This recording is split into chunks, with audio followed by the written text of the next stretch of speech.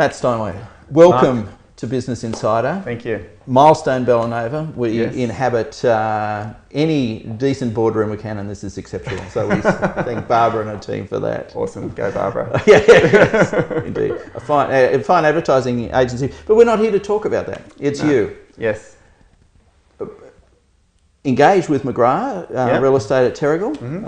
an extraordinary band, and we might Yes. come on to that a little later, but we're here to give a bit of an insight into Matt and where he's been Yep. and when he arrived. It is an interesting background, one that surprised me moments ago. Yeah.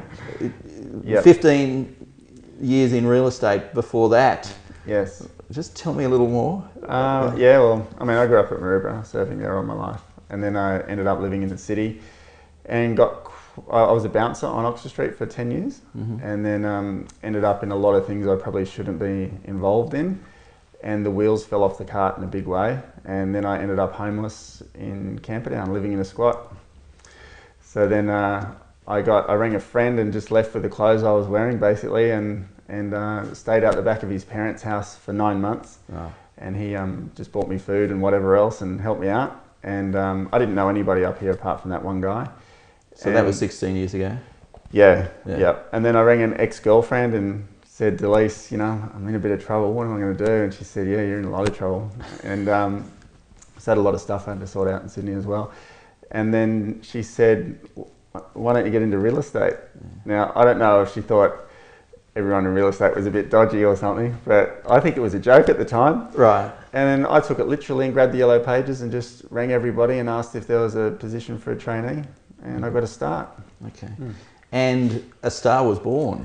Yeah, yeah. Well, And not overrating or giving it a warm but that's what happened. Yeah, I didn't have a car or anything, so for the first year in real estate, I just used to walk from suburb to suburb and door knock, and if I finally got to show buyers around houses after about 10 months of continually door knocking. So I would say to a buyer, look, I'll see you there in 15 minutes. They would drive there and I would run there because it was in Killarney Vale where I started. It was all flat. And then, so I'd run there and yeah, basically after about a year, I got a little bomb of a Camry that my girlfriend at the time just got a loan for. Yeah. And that was it. Off I went. Off you did. Off you did. Yeah. There's some learning there for any parent, any mentor, any advisor to say, metaphorically, walk to every job, learn that. Yeah. Is there enough of that going on? No. I don't think we train people well these days. Someone, by saying, Matt, we're not going to give you a car, get there anyway if you want to. That's good training. Yeah, it is. I think desire is where success lays. So I think today, especially in the younger generation, like we employ quite a few people and I see young people come and go, and it's not that you have to have no car to succeed, but it's that hunger that actually creates the desire to achieve something. And do you see that real hunger in the people you're hiring? Or? No, every now and then you'll find a real gem. Yeah. And we have some really good people that work with us, but over time people have come and gone. And if that real desire isn't there, something else gets their attention very easily. They think it's going to be easier somewhere. And I see that often. Yeah. You know, they'll try something and that's not for them. They'll try something else and they'll try something else. They keep moving around. Where it's like that book, Acres of Diamonds, that there's opportunity right where you are if you just look for it hard enough. Okay, that's cool.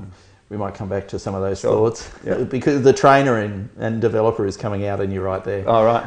A bit more, you've had star billings for just about every agency you've worked for. Yeah. How's McGrath different? McGrath's awesome. Like Yeah.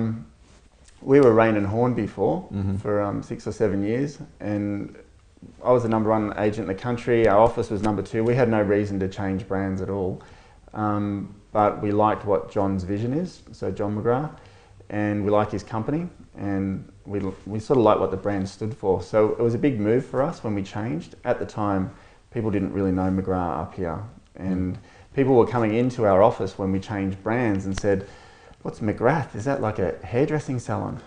And because it's just like plainish. But the brand itself is evolving quickly, and I think it will be one of the world's best real estate brands. Okay. if it's not already. What are some of its fundamentals? What are its values do you think that it takes to the marketplace? I think clean business. John's philosophy is clean business, so he wants to assure that we give them the best advice, that the agents are as trained as they physically can. There's a thing called McGrath Way. A lot of real estate officers don't have much training, but with McGrath, there's a process you have to go through pretty much to work there. Things like the centralised database system as well is just another tool that they have where all the offices are linked with all of their buyers. And before, the traditional franchise model is everyone works singularly. And hangs desperately onto their people. their clients. Yeah, exactly. Whereas in McGrath, it's... And their people, probably, their staff. Exactly right. Whereas John's philosophy is the more the more. So the more we can share, the more everyone benefits. Fantastic. Yeah. What's going to happen over the next 12 months in real estate on the coast? I don't know. And I asked you earlier, could I just have the addresses, like the physical street addresses of the houses we should be buying? But maybe that's well, my house is for sale. You can buy mine. I'm moving. I think maybe the squat in Camperdown, you can have 17 years ago, but it's different now too. So, okay. Look, Kincumber is the area of choice for me. All right. Right now. Only reason being, it's surrounded by great suburbs. It's level. It's got a shopping centre there. It's got everything, transport, but it's still maybe not exactly half the price, but considerably less than any of the surrounding suburbs. So Kincumber is my hot tip for the next 12 months. Okay. I was about to ask whether you're moving there. Don't answer that. I suspect you may not be. Advice to young people who have this short attention span and perhaps the overvaluing of their own talent. I happen to be slightly older than that, and I still overvalue my talent too. So you can talk to me. How do we rein that in? What do we do to get some reality in the mix? I don't know if you can. I've asked myself that. I really don't know. I think it's that thing that success comes in time, and I don't know how you teach that, because wherever people are, you look at anyone who does really well in anything, they're usually stuck at it for 15, 20, we see the overnight success, and the line is, hey, you've been an overnight success, it's only taken 15 years. Yeah, exactly right. So I don't know how you instill that in somebody. We have someone that works with us, he's a Gen Y? Gen Y. Yeah. He's up for long service leave. His name's Jimmy, and he's 28 years old. So he's up for long service this year. And I never got long service. I have a son who celebrates every time he gets annual leave. So that's cool. Yeah, that's cool. He started working for us for free when he left school. And I don't know how he's a rarity from some of them that I've seen. Another one, Dan Walker, he's gone to Sydney now, but he was excellent. But I think things are so disposable today in society, and younger people, they get the iPods, they get everything new that comes out, and that's sort of the mentality in a lot of cases where it's like, where's the next buzz, where's the next quick hit, but they sort of miss the foundation for success then when they have that sort of thoughts about it. Okay, you do a lot of training. When it comes to developing, and I'm talking about other businesses now, is there something we should be doing more in terms of training, or do we expect other people to train our people? How do you mean exactly? The thought is I grew up, got British Petroleum paid for my education, and they moved you through and developed skills from accounts payable, as I recall, to the mailroom. Let me say that again. It took 7 or 8 years. It's a bit like I almost got long service leave. The only time almost.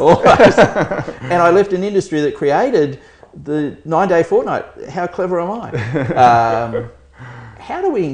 What do business owners need to see when it comes to training? When you talk to business owners, do they generally get that training and development is good and it is part of their role as a business investor and business owner? I haven't met many that's the culture. I think when people are enthused and trained, and training can be boring too, but I think when you're developing something... Talk about the mailroom at BP.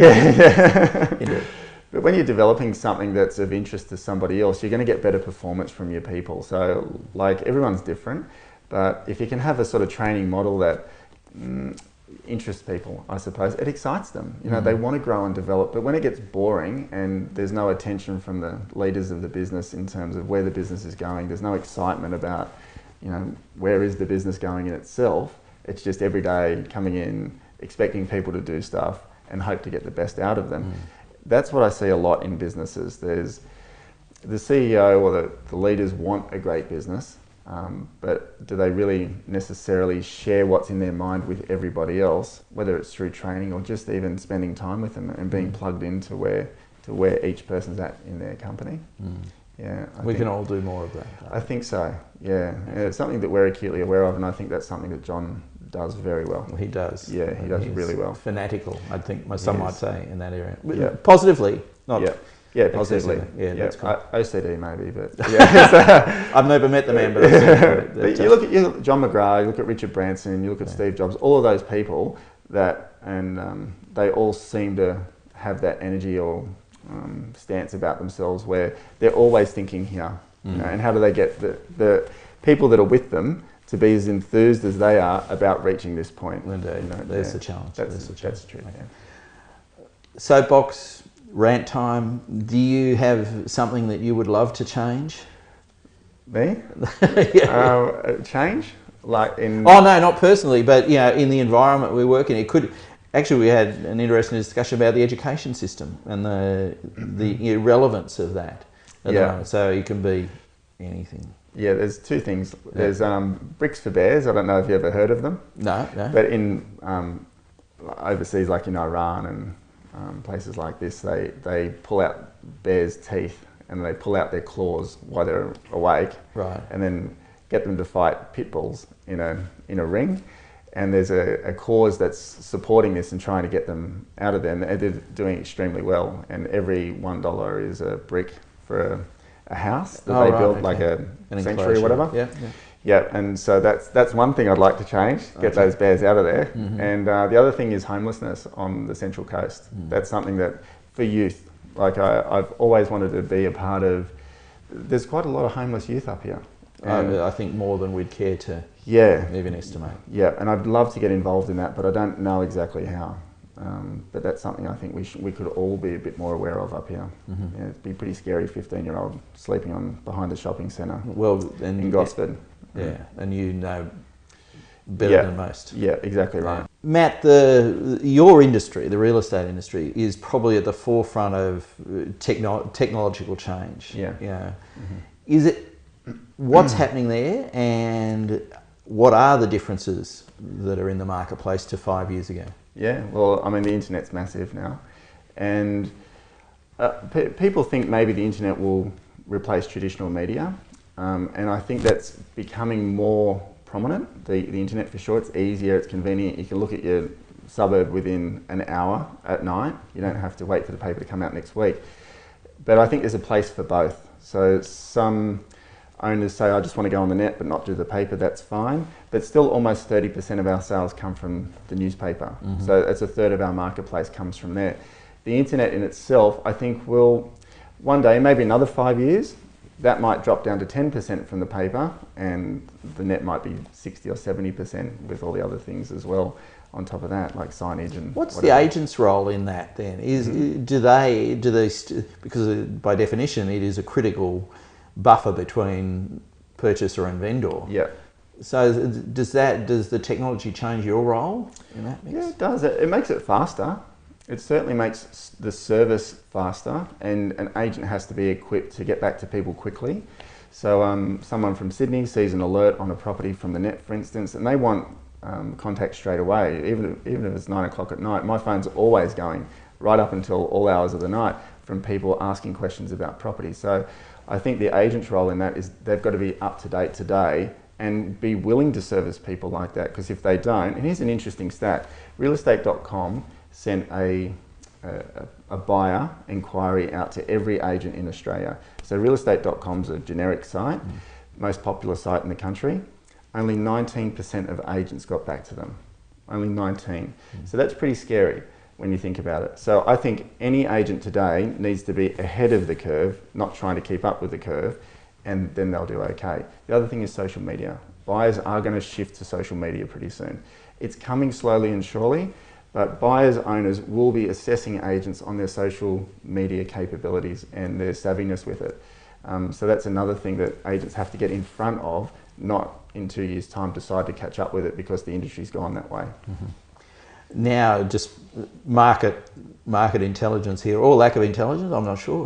But, you know, there are lots of signs around at the moment, and they kind of go up and come down, and yes, you know, what's in the sellers or the buyers' heads right now? Are they convinced that, you know, a 0.25% reduction, whether it happens or not, is going to make a difference, or what are they waiting for? Yeah, I think I'm not sure, because people tend to be waiting for something, whether it's, you know, a booming market or whatever it may be.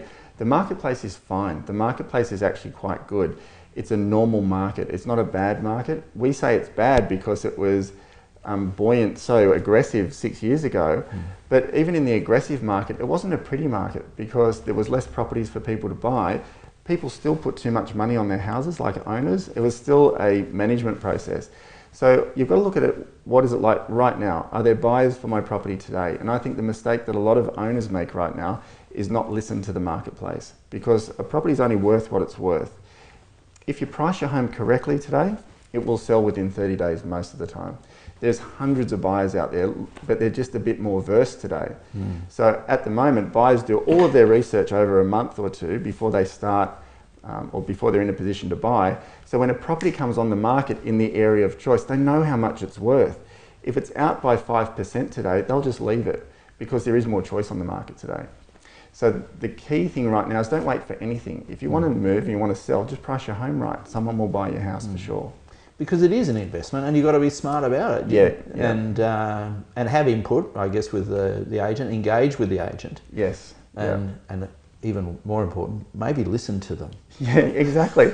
Yeah, listen. Combine the listening with your gut feel and the research that you do as an owner yourself. See, some owners don't do any research really. They see a property or two and use that as a yardstick, whether it's for sale or just sold. But maybe broaden your research. Take a month to research where your home actually sits. Combine it with the agent's opinion, and then maybe blend that together and see where it sits. Fantastic. Thanks for your time, mate. Thanks, Mark. Well done. Thank you. Thank you.